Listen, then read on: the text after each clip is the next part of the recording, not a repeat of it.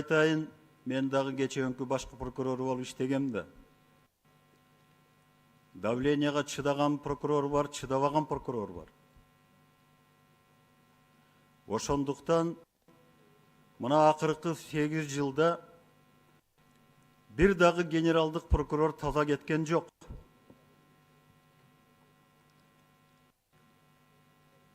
Акыркы 8 жылда 3 башкы прокурор соттолду. Бирөөнө дагы чала-була иш козголду.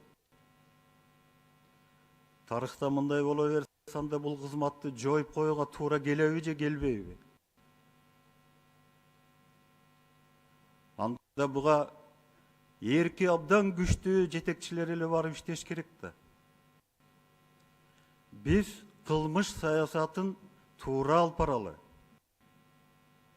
Биз кадр саясатын туура алып баралы. Мен сиздин айткандын көп маселелерине кошулам.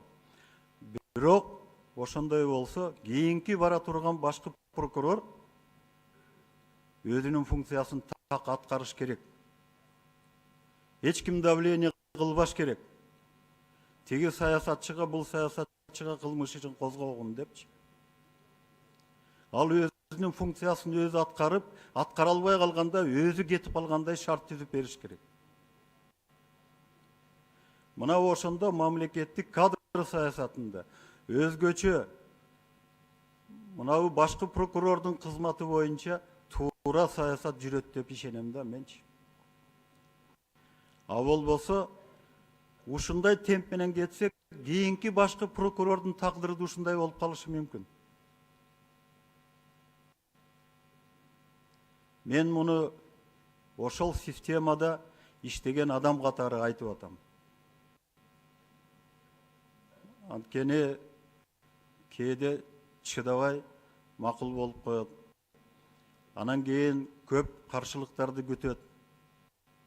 Ошонун баарын эске алып, кээ бир моменттерде саясат жактан, саясий жагынан прокуратура системасындагы туура ыгы келгенде мыйзамдын нормасында баарыбыз колдоп туралы, урматтуу депутаттар. Өзгөчө мыйзамдары боюнча. Мына биз тергөө функциясын алып койдук. Аларды статист эле кылып койдук бизчи. Ошого каршы болгонумда ушул жерде депутаттар баарыңыздар колдоп койбодуңуздар беле? Баарыбыз эмес, 3-4-өн башка. Мына ошону мен да эскертип коеюн дедим да. Анан Дастан Артысбекович, эми бул чоң кызмат, башкы прокурорчу. Баарыбыз калыс чечишибиз керек.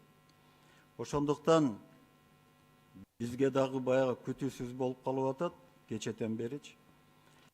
Биз азыр фракциябыз кеңештик өзүбүзчө. Биздин жетекчибиз жок болуп атат, Европа мамлекетинде визит менен жүрөт, президент менен кошо. Ошондуктан бизге бир 5 мүнөт